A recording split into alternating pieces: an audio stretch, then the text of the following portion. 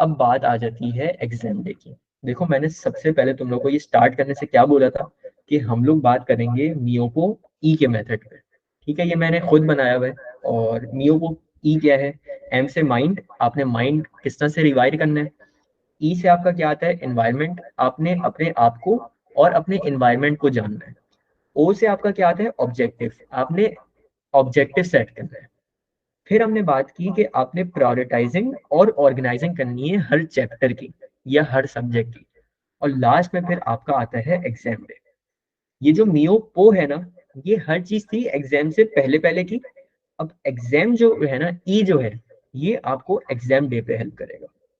चलो जी, exam day को हम तीन हिस्सों में बात करेंगे। सबसे पहले बिफोर योर एग्जाम डे, यानी एग्जाम से एक दिन पहले। फिर during your exam and after your exam. तीन सेक्शंस में हम इस पे बात करेंगे। तो चलो जी, सबसे पहले आ जाओ बिफोर योर एग्जाम डे। यह सबसे पहली और सबसे इंपॉर्टेंट बात, आपने रोने वाले बच्चों से दूर रहना है। ठीक है, बड़ी मीन सी बात लगेगी, लेकिन वो बच्चे जिनकी लाइफ में फुल ऑफ नेगेटिविटी है, ठीक है, उन बच्चों से दूर रहो जो रोते रहते हैं, मैं क्या करूंगा, मेरे से नहीं होगा, मैं फेल हो जाऊंगा, ये वो, इनसे दूर रहो। भले ही आपका दोस्त क्यों ना हो, दूर रहो। ठीक है, ये आपके लिए अच्छे नहीं है। सेकेंड चीज, उन लोगों से भी दूर रहो जो कि ओवरली ऑप्टिमिस्टिक होते हैं, जो कहते हैं अरे कर लूंगा मैं, अरे मुझे सब आता है, अरे ये तो इजी है। इससे क्या होगा? अगर आप ओवर ऑप्टिमिस्टिक लोगों के साथ रहोगे ना, आप अपने आप को डिग्रेड करना शुरू कर दोगे कि वो आप लोग को चाहते ही नहीं है। तो ऐसे लोगों से यार दूर रहो, स्पेशली एग्जाम पीरियड में इन लोगों से दूर रहो। आप इन लोगों से थोड़ी दूरी रखो। अच्छा, उसके बाद यार देखो, एग्जाम से एक दिन पहले ना आपने कोई नई चीज नहीं पढ़नी है। एग्जाम से एक दिन पहले कोई नई चीज नहीं पढ़नी है। वजह क्या है? कोई ऐसा बच्चा नहीं है जो एग्जाम से एक दिन पहले पढ़ के उसने अपना ग्रेड रिवाइज इंप्रूव कर लिया। ठीक है, एग्जाम से पहले आपने सिर्फ और सिर्फ रिवीजन नोट्स जो बनाए हैं, आपने जो रिवीजन नोट्स बनाए ना और जो फॉर्मूला शीट बनाई है, उसको देखना है बस। ठीक है, इसके अलावा कुछ नहीं करना, नया कुछ नहीं करना। कोई नया ईयरली पास पेपर नहीं करना, कोई टॉपिकल पास पेपर नहीं करना, एक दिन पहले कुछ नहीं करना है। सिर्फ और सिर्फ आपने 5 से 6 या 6 से 7 घंटे बैठ के अपने नोट्स, रिवीजन नोट्स और फॉर्मुला शीट को रिवाइज करना है। अगर तो मैथ्स की बात हो रही है तो लाजमी सी बात है फॉर्मुला शीट को देखोगे। इसके अलावा अगर एग्जाम से एक दिन पहले कुछ भी कर रहे हो तो आप अपने साथ ज्यादती कर रहे हो। अच्छा, फिर उसके बाद आ जाओ यार, एग्जाम से एक दिन पहले आपने मटेरियल चेक करना है सोने से पहले। मटेरियल में देखो, सबसे पहले तो आप अपनी स्टेशनरी चेक करोगे। स्टेशनरी आपकी ट्रांसपेरेंट पाउच में होना बहुत जरूरी है, भले कोई भी बोर्ड हो। ज्यादातर बोर्ड का यही रूल होता है कि आपकी स्टेशनरी ट्रांसपेरेंट पाउच में हो। तो उसमें आपने क्या क्या रखना है? पेंसिल रखनी है, इरेजर रखना है, शार्पनर रखना है। फिर आपने ज्योमेट्रिकल इंस्ट्रूमेंट्स में कंपास रखना है, प्रोटेक्टर रखना है जिसको डी कहते हैं, और रूलर रखना है जिसको स्केल कहते हैं। ये चीजें हो गई। और फिर पेन, आप यार कम से कम 3 से 4 पेन रखो डिफरेंट डिफरेंट कलर के, क्योंकि अगर एक पेन खत्म हो गया तो दूसरा पेन काम में आ जाए। और कोशिश करो कि नया पेन लेके जाओ, क्योंकि पुराने पेन में हमें ये नहीं पता होता कि कब इंक खत्म होने वाली। 3 से 4 पेन रखो डिफरेंट कलर के। और यार, अगर मैथ की बात हो रही है या किसी मैथमेटिकल सब्जेक्ट की बात हो रही है जिसमें कैलकुलेटर की जरूरत है, तो कोशिश करो कि 2 कैलकुलेटर रखो और उन दोनों कैलकुलेटर के सेल चेंज करवा लो एग्जाम से पहले। होता क्या है, कैलकुलेटर के ना एग्जाम में चार्ज एंड हो जाता है और एक बच्चा फंस जाता है। तो एटलीस्ट 2 कैलकुलेटर रखो। ठीक है, और ये कैलकुलेटर वो हैं जो कि रेकमेंडेड होते हैं मैथ्स के एग्जाम में। FX991ES+ या FX570/991EX, ये 2 कैलकुलेटर्स रेकमेंडेड हैं जो कि आपको एग्जाम में लेके जाने। इसके अलावा ना लेके जाओ तो बेहतर है। ठीक है, और 2 कैलकुलेटर रख लेना, जस्ट इन केस अगर एक खराब हो जाए तो दूसरा चलना चाहिए। मैंने जब अपना कैम्ब्रिज का एग्जाम दिया था तो मैंने देखा था एक बच्चा का ये मसला हुआ था। वो एक ही कैलकुलेटर लाया था और उसका चार्ज एंड हो गया था।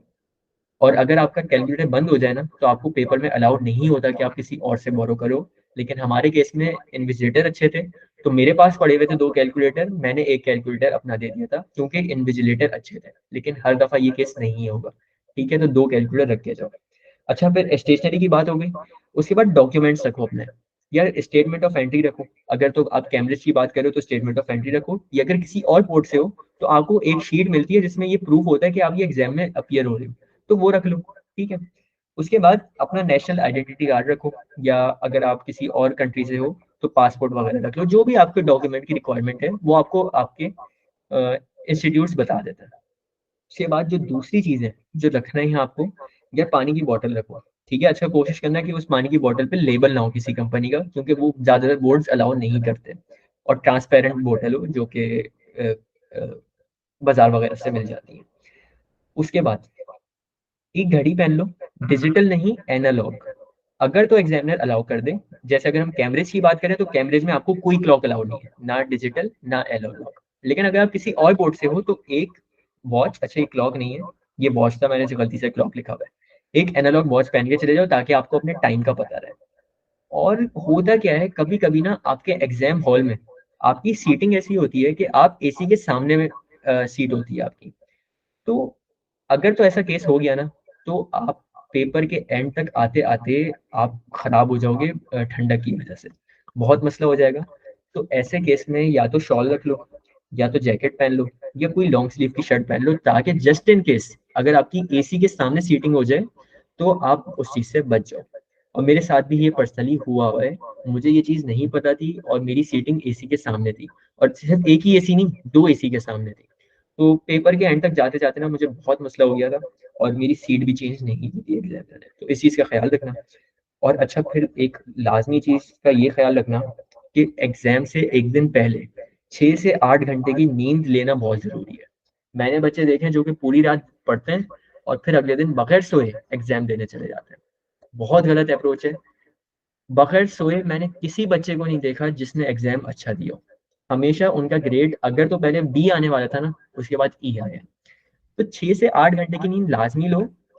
अगर तो आपका एग्जाम सुबह के टाइम पे है, लेट से 9 पे है, तो आप रात के 10 से 11 बजे सो जाओ। ठीक है। और अगर आपका एग्जाम दोपहर के टाइम पे है, यानी आफ्टरनून के टाइम पे, लेट से 2 बजे है, तो आप फिर सो जाओ 12 1 बजे, लेकिन 6 से 8 घंटे की नींद लेना लाजमी जरूरी है। जो आपने पूरे साल में नहीं पढ़ा वो आप एक रात में जाग के नहीं कर सकते, आपका ब्रेन शट डाउन हो जाएगा, ब्रेन को रेस्ट की जरूरत होती है, स्पेशली मैथमेटिकल सब्जेक्ट्स में। ब्रेन का पूरा अपने पोटेंशियल पे वर्क करना बहुत जरूरी है। अगर आप नहीं सोते ना तो ब्रेन स्लो डाउन हो जाते हैं और एग्जाम में आप फिर कुछ भी नहीं कर पाओगे। जो चीजें आपने पढ़ी होंगी ना वो भी आपके दिमाग से निकल जाएंगी, क्योंकि आपका ब्रेन ट्रांसमिट ही नहीं कर रहा होगा वो इन्फॉर्मेशन, सो रहा होगा आपका ब्रेन, आप जागे होगे, आपका ब्रेन सोया हुआ होगा। तो 6 से 8 घंटे की नींद एग्जाम से पहले लेना बहुत जरूरी है। चलो जी, ये बात हो गई कि एग्जाम डे से पहले क्या करना था। अब आ जाओ कि एग्जाम डे पे क्या करना है। यार एग्जाम डे पे सबसे पहले तो कुछ बच्चे ये होते हैं कि अपने आप को टेस्ट कर रहे होते हैं। वो रैंडमली कोई पेपर उठा लेंगे, ईयरली पास पेपर या टॉपिकल पास पेपर, उसको करेंगे कि देखें हम कहाँ पे स्टैंड कर रहे हैं। अपने आप को टेस्ट नहीं करो, ठीक है। अगर आप अपने आप को टेस्ट करोगे और आपसे कोई चीज ना हुई, आप पैनिक मोड में चले जाओगे और वही पैनिक मोड आपका पेपर खराब करवा देगा। टेस्ट ना करो, जो चीजें आपने थ्रू आउट द ईयर कर ली ना, बस उस पर भरोसा रखो, बाकी अल्लाह के हवाले। ठीक है। अपने आप को टेस्ट करना ऐसा है कि आप खुद ही अपने आप को कुएं में फेंक रहे हो। फिर सेकंड चीज, यार आपने एग्जाम से 6 घंटे पहले पढ़ना छोड़ देना है। एग्जाम अगर लेट से आपका 2 बजे है, तो आपने पढ़ना कब छोड़ना है? 8 बजे। 8 बजे के बाद नहीं पढ़ना फिर। वजह क्या है? यार ब्रेन को ना हमारे रेस्ट की जरूरत होती है, ब्रेन को रिलैक्स फेज में होने की बहुत जरूरत है। रिलैक्स अगर आपका ब्रेन नहीं है तो आप पेपर में बहुत खराब करने जा रहे हो, बहुत गलत परफॉर्मेंस करने जा रहे हो। तो एग्जाम से 6 घंटे पहले हर चीज छोड़ दो और जाओ रेस्ट करो। कोई आप लोफाई म्यूजिक होते हैं, रेन साउंड्स होते हैं, अच्छा ये साउंड्स को अंडर एस्टिमेट नहीं करना, ये आपके ब्रेन को रिलैक्स करने में बहुत हेल्प करता है। ठीक है, आप यूट्यूब पे जाओ, लिखो रेन साउंड्स, आप लिखो रिलैक्सिंग साउंड्स, या आप कोई आयत सुन लो कुरान की, अगर आप मुस्लिम हो या आप जिस भी रिलीजन से बिलोंग करते हो, उसमें 100% मेडिटेशन की इस तरह की कोई ना कोई चीज होती है, आप वो करो। लेकिन 6 घंटे पहले आपने पढ़ाई छोड़ देनी है, आखिरी मिनट तक नहीं पढ़ना। मैंने बच्चों को देखा है कि पेपर से एक एक मिनट पहले भी पढ़ रहे होते हैं और उनके ग्रेड यूं ही आ रहे होते हैं। ठीक है। तो इस चीज से अवॉइड करना। आगे आ जाओ, बात आती है खाने की।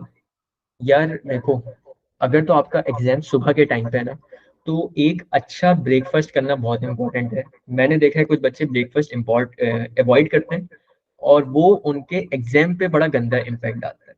एक अच्छा नाश्ता करना आपको लो एनर्जी से बचाता है और एंग्जाइटी से भी बचाता है। ठीक है।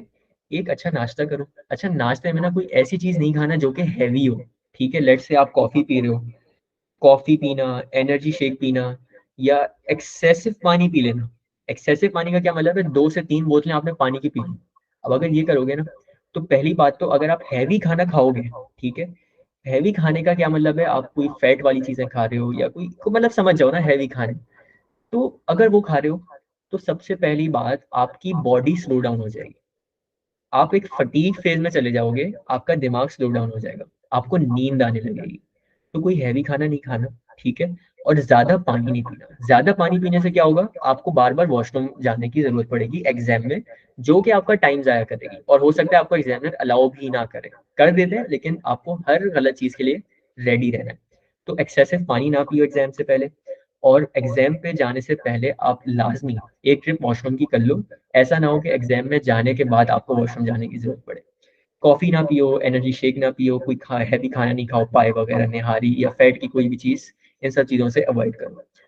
आपने ऐसा खाना खाना है जो कि नेचर में लाइट हो। अब मिल्क बेस्ड प्रोडक्ट ले लो, मिल्क शेक ले लो, चॉकलेट ले लो, योगर्ट ले लो, या ब्रेड के साथ कुछ खा लो। लाइट नाश्ता करना है या लाइट खाना खाना है, भले आपका एग्जाम सुबह हो, भले आपका एग्जाम दोपहर में हो, ठीक है, तो इस चीज का ख्याल रखना। अच्छा, ये तो बात हो गई खाने की। आगे आ जाओ यार। ज्यादातर होता क्या है, बच्चे ना बिल्कुल लास्ट मोमेंट पे एग्जाम के लिए लीव कर रहे होते हैं अपने घर से। तो आखिरी मोमेंट पे ना निकलो, पहले से निकल जाओ। पहले से निकलने में फायदा क्या होगा, आप जल्दी एग्जाम हॉल पे पहुंच जाओगे, और आपका जो एक एंजाइटी का फेस ट्रिगर हुआ हुआ होता है ना एग्जाम से पहले, जब आप एग्जाम हॉल में जल्दी पहुंच जाओगे, जब आप वहां पे बैठोगे, जब आप वहां पे रिलैक्स करोगे, तो आपका वो आहिस्ता आहिस्ता एंजाइटी फेस खत्म हो जाएगा। और प्लस कुछ अंडर डेवलप्ड कंट्रीज में आपका ट्रैफिक बड़ा जाम होता है एग्जाम से पहले। तो अगर आप लेट जा रहे हो, तो समझो ट्रैफिक जाम की वजह से आप पहली बात तो एग्जाम में लेट हो गए। एग्जाम में लेट हो गए तो आपको टेंशन होगी कि आप लेट हो गए हो, और जब लेट हो गए तो आपको एक्स्ट्रा टाइम भी नहीं मिलेगा। समझ रहे हो कनेक्शन। तो हमेशा जल्दी घर से निकल जाओ, ताकि आप एग्जाम हॉल में जाओ तो आपको रिलैक्स करने का टाइम मिले, आप उस एनवायरनमेंट का थोड़ा यूज टू हो, और ये जो ट्रैफिक वगैरह के मसले होते हैं इनसे भी बच जाओ, ठीक है। अच्छा, उसके बाद भाई, जो आपके एग्जाम हॉल में इन्विजिलेटर्स हैं, इनसे पंगे नहीं लेना फजूल के। इनके पास पावर होती है आपका एग्जाम खराब कर सकते हैं। भले आप अपनी जगह पे सही भी हो, तो भी वो आपका अगर आप उनसे फजूल के पंगे ले रहे हो, तो वो आपका एग्जाम खराब कर सकते हैं। फजूल के पंगे नहीं लेना इंजीनियर से, बी रिस्पेक्टफुल, उनसे रिस्पेक्ट से बात करो, जो वो कह रहे हैं वो करो, एग्जाम दो और बाहर आ जाओ। और लास्ट में सबसे इम्पोर्टेंट चीज, पैनिक अटैक्स। यार पैनिक अटैक्स ना बहुत बड़ा दुश्मन है एक बच्चे का एग्जाम हॉल में। देखो, पैनिक अटैक ना कोई बड़ी बात नहीं है। एक हर बच्चे को आते हैं, 3 से 4 पैनिक अटैक हर बच्चे को ऑन एवरेज आते हैं। क्यों आते हैं, बच्चों को अननोन चीज का फियर होता है। उन्होंने एग्जाम में अपना पेपर खोला, उनको एक बड़ी खतरनाक सी डायग्राम या बड़ा खतरनाक सा क्वेश्चन दिखा, वो उनकी एंग्जाइटी ट्रिगर होगी कि ये क्या आ गया है। ऐसे केस में क्या करना है, जब भी आपको फील होना कि आप पैनिक हो रहे हो, यार आपने पेपर अपना बंद करना है, ठीक है, पेपर बंद करना है, आंखें बंद करके 1 मिनट के लिए हेड डाउन कर लेना है। हेड डाउन करने के बाद थोड़ा सा पानी पीना, अपने आप को जब रिलैक्स फील करो, फिर वापस पेपर खोलो और वो क्वेश्चन को वापस पढ़ो, ठीक है। ये काम करोगे तो पैनिक अटैक आपका थोड़ा सा बेहतर हो जाएगा। अगर आपने पैनिक अटैक को वर्स करना है, तो क्या करो, आपने पेपर खोला, आपको बड़ा खतरनाक सा क्वेश्चन देखा, आपकी हालत खराब हो गई कि ये क्या आ गया, और उसी हालत खराब में आप आगे गए, आगे आपको एक और मुश्किल क्वेश्चन दिख गया। तो ये ना कंपाउंड इफेक्ट होता है आपका, एक चीज बढ़ती जाएगी बढ़ती जाएगी बढ़ती जाएगी, और ये इवेंचुअली आपके ब्रेन को इफेक्ट करेगी, और आपका ब्रेन शट डाउन हो जाएगा। जो आसान क्वेश्चन होंगे ना, वो भी अटेम्प्ट नहीं कर पाओगे, ठीक है। तो असल में करना ये है कि आपने ख्याल रखना है इस चीज का, कि जैसे ही आपको फील हो कि आप पैनिक हो रहे हो, पेपर बंद करो, ठीक है। पेपर बंद करके 1 घंटे के लिए हेड डाउन करो आंखें बंद करके, और फिर पानी पी के बिस्मिल्लाह पढ़ के वापस पेपर स्टार्ट करो। अगर तो ये करोगे तो समझो कि आप सेफ साइड पे हो। लेकिन अगर ये नहीं कर रहे हो, तो याद रखना, एक एवरेज पे हर बच्चे को 3 से 4 पैनिक अटैक आते हैं, भले वो अच्छे से अच्छा ही बच्चा क्यों ना हो, भले A स्टार वाली बच्चा क्यों ना हो। तो ये चीज बड़ी नॉर्मल है, इसमें कोई टेंशन लेने वाली बात नहीं है। बस ये ट्रिप फॉलो करो तो आपका काम आसान हो जाएगा, ठीक है। आगे आ जाओ। अब एग्जाम के बाद और एग्जाम के बीच में क्या करना है। ये सबसे पहले जब भी आपको क्वेश्चन पेपर आए ना, सबसे पहले जब आपको क्वेश्चन पेपर मिले, तो 5 मिनट में ना पहले तो सारे क्वेश्चंस को पढ़ो। 5 मिनट, एग्जैक्ट 5 मिनट लो, पूरे क्वेश्चन पेपर को गो थ्रू करो और इजी से मीडियम डिफिकल्टी वाली जो क्वेश्चन है ना, उन पे स्टार बना दो। ये काम लाजमी करना है, ठीक है। आपके पेपर में हमेशा इतना टाइम होता है कि आप इसको पहले 5 मिनट पढ़ दो, और 5 मिनट आपके पीछे भी होते हैं। मतलब लेट से आपको 5 पैनिक अटैक आ रहे हैं, तो 5 पैनिक अटैक का मतलब है कि आप 5 मिनट हेड डाउन कर रहे हो, तो उसको भी आपका टाइम होता है। 5 मिनट आपका ये पेपर पढ़ने के लिए भी टाइम होता है, ठीक है। टाइम का मसला नहीं होता। ये काम कर लिया, इजी टू मीडियम डिफिकल्टी के क्वेश्चंस मार्क कर लिए पहले के 5 मिनट में, और जो मुश्किल क्वेश्चन है ना, बस उनको एक नजर देख लें कि ये मुश्किल है, उनको छेड़ना नहीं है। अच्छा, जब मार्क कर लिए, उसके बाद आपने ये करना है कि सबसे पहले जो आसान और मीडियम डिफिकल्टी वाले क्वेश्चन थे ना, पहले उन सबको अटेम्प्ट कर लो, ठीक है। और फिर जब आपके पास एंड में जो टाइम बचे ना, उसमें डिफिकल्ट क्वेश्चंस पे आ जाना। ऑन एवरेज एक किसी भी एग्जाम में 30 to 40% डिफिकल्ट क्वेश्चंस पाए जाते हैं, ठीक है, एवरेज है। अब इसका ये मतलब नहीं कि हर एग्जाम में 30 to 40% डिफिकल्ट क्वेश्चंस होंगे। हो सकता है एक पेपर में एक भी डिफिकल्ट क्वेश्चन हो, या हो सकता है एक पेपर में सारी डिफिकल्ट क्वेश्चन हो, तो ये मतलब एवरेज बताते हैं, ठीक है। तो वो जो 30 to 40% हार्डर क्वेश्चन है ना, उनको बिल्कुल लास्ट में अटेम्प्ट करना, पहले आसान और मीडियम डिफिकल्टी वाले क्वेश्चंस को अटेम्प्ट कर लेना। फिर उसके बाद बड़ी इंपॉर्टेंट चीज ये है कि अगर कोई क्वेश्चन मुश्किल लग रहा हो तो उसको स्किप नहीं करना। कुछ भी समझ आ रहा हो, भले डम से डम चीज क्यों समझ ना आ रही हो, अटेम्प्ट करो क्वेश्चन को। उसमें एटलीस्ट आपका अगर तो वो सही हो गया ना, तो मार्क्स मिल जाएंगे, ठीक है।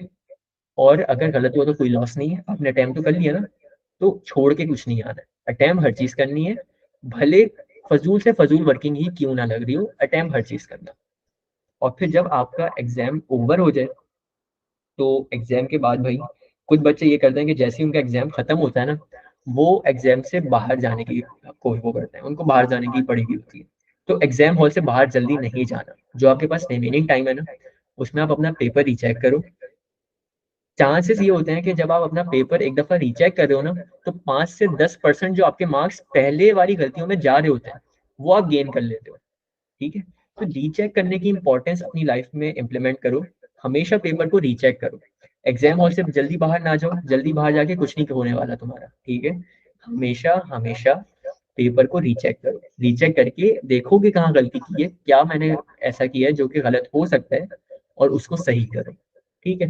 तो ये चीजें थी यार, जो कि आपको एग्जाम से एक दिन पहले, एक हफ्ते पहले या एक महीने पहले इन चीजों का आपको ख्याल रखना है, और ये आपको एग्जाम में अच्छा स्कोर करने में हेल्प करेंगे।